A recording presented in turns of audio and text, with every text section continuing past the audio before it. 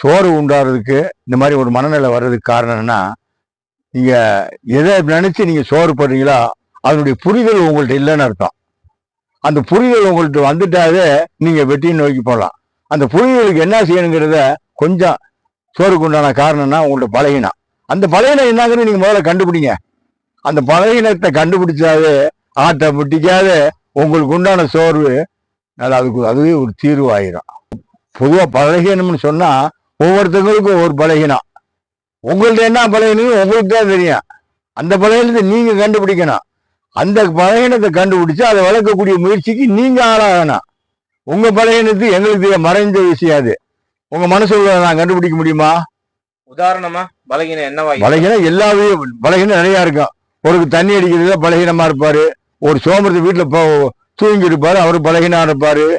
எந்த வேலைக்கும் போனாலும் வீணான நேரங்களை தான் சில வெட்டி போடுவதுதான் காமிக்கிற மாதிரி இருப்பாரு. அது ஒரு பலகீனமா இருப்பாரு.